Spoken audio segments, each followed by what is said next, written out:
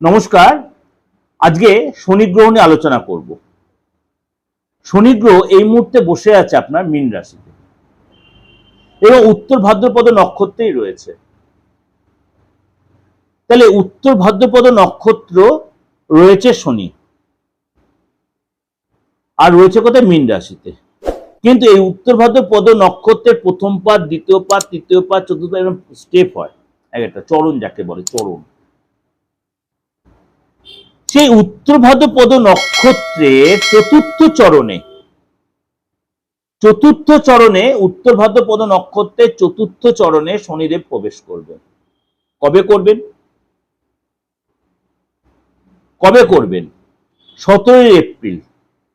এই যে 2026 সাল চলছে, তার 17 এপ্রিল বিকেল 4:05 উত্তর ভাদ্রপদ নক্ষত্রের চতুর্থ পাদে শনিদেব প্রবেশ করবেন বিকেল 4:05।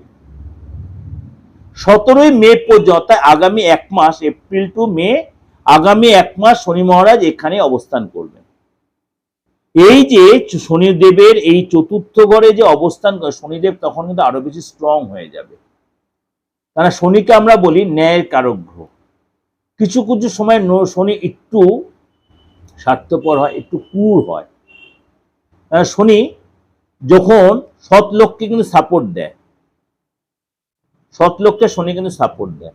এই সময় শনি দৃষ্টি কিন্তু আরো বেশি তীর্যক হবে এবং এই সময় কিন্তু আপনার নানা রকম চাপের সম্মুখীন হতে পারেন। তবে সবাই যে পড়বেন তা নয়। কারণ এই যে মানে শনির যে তার চরণের চেঞ্জ হচ্ছে, সুতরাং তার চতুর্থ পদে প্রবেশ করবে। সুতরাং আগামী এক মাস 12 রাশির ক্ষেত্রে কিন্তু তার প্রভাব পড়বে। কারোর ক্ষেত্রে হয়তো একটু সতর্কতা মেনটেন করতে হবে, কারোর ক্ষেত্রে একটু ভালোও যেতে পারে, কারোর ক্ষেত্রে একটু চোখ কান খুলে চলতে হবে, একটু নিজেকে রিজার্ভ হতে হবে। সুতরাং এই যে শনির এই সিচুয়েশনে আপনার আর্থিক ক্ষেত্রটা দেখবে, সামাজিক ক্ষেত্রটা দেখবে, মানসিক ক্ষেত্রটা দেখবে। এই জায়গাগুলো কিন্তু আপনার ক্ষেত্রে ঘটবে এবং এই সময় কিন্তু আপনার কিছু কিছু ক্ষেত্রে আপনার ক্ষেত্রে শনি কিন্তু একটু স্বার্থপরের মতো হতে পারে।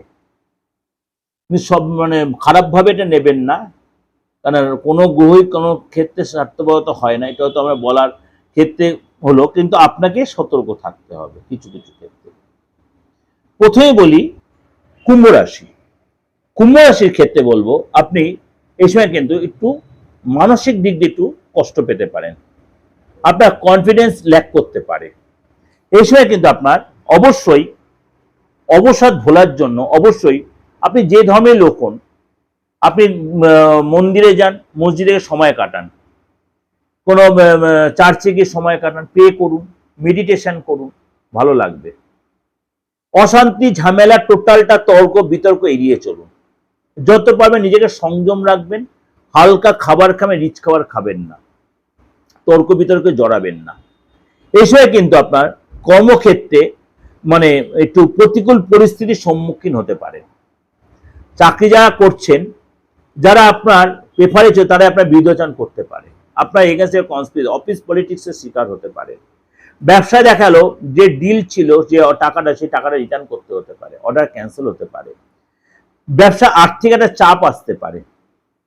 এই সময় কিন্তু চাকরি ভুলে চেঞ্জ করবেন না, ছাড়বেন তো নাই, তাহলে কিন্তু একটু চাপ হতে পারে। এই সময় কিন্তু শত্রুতা বাড়বে, গোপন শত্রুতা বাড়বে। যাদের সাথে ওঠা বসা করছেন তারা আপনার সাথে চাপে রাখতে পারে। এই সময় কিন্তু হাল ছাড়বেন না।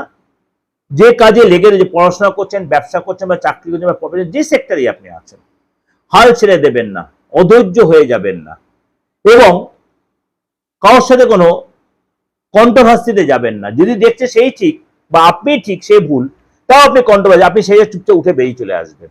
পরে হয়তো আপনার সময় বলে সে হয়তো তার ভুলটা বুঝে আপনার কাছে ক্ষমা চেয়ে নেবে। দেখবেন কথা মিলিয়ে নেবেন আমার কথাটা। এবং যারা স্টুডেন্ট, হায়ার স্টাডি করছেন, বাইরে যাওয়ার ব্যাপারে সতর্ক থাকবেন। সেই সময় বাইরে গিয়ে কিন্তু আপনি আটকে যেতে পারেন, চাপে পড়ে যেতে পারেন। এগুলো কিন্তু আপনাকে একটু ঠান্ডা দিয়ে মেনটেন করতে হবে, আপনার কিন্তু খুব একটা বিপদের সম্মুখীন আপনি হবেন না। এটা ওভারঅল একটা প্রেজেন্টেশন দিলাম, অবশ্যই ভালো লাগবে, অবশ্যই আপনি চাইবো আপনার খারাপ না হোক, আপনাদের ভালো হোক। এটা যত্নশীল যদি হন, নিজের প্রতি কেয়ারি হন, ধৈর্যশীল হবেন, তাড়াহুড়া করবেন না, দেখবেন আপনি ঠিক এই সময়টা উঠতে দিতে পারবেন। যদি দেখছেন সেরকম কোনো প্রবলেম ফেস করছেন, আপনি কারোর সাথে কনসাল্ট করুন, নিজের হাতটা দেখান, ফেসটা রিড করুন, এবং হরোস্কোপ যেটা সেটা আপনি কাউকে দেখান। যদি মনে হয় পার্থদার কাছে আসবেন, আপনি আসতে পারেন, তার জন্য ফিজ লাগবে, আর 891090 আপনি কন্ট্যাক্ট করে নিতে পারেন, যে নাম্বার দুটো রয়েছে সামনে। ভালো থাকবেন, নমস্কার। আপনাদের যেন কোনো প্রবলেম আপনার ফেস না করেন। আপনি বলে রাখার একটাই কারণ, আগাম সতর্কতা, আগাম সতর্কতা। কখনোই চাই না আপনার কোনো প্রবলেম ফেস করে আমাদের কাছে আসুন, আমি অন্তত চাই না। আমি সবসময় ঈশ্বরের কাছে প্রার্থনা করি প্রত্যেকে ভালো থাকুক। এই যে অশান্তির পরিবেশ চলছে, এই পরিবেশটাই, অশান্তির পরিবেশ থেকে সবাই যেন মুক্ত হোক, প্রত্যেকের সংসারে যেন শান্তি ফিরে আসুক, মানসিক অস্থিরতা সবাই যেন বেরিয়ে আসুক।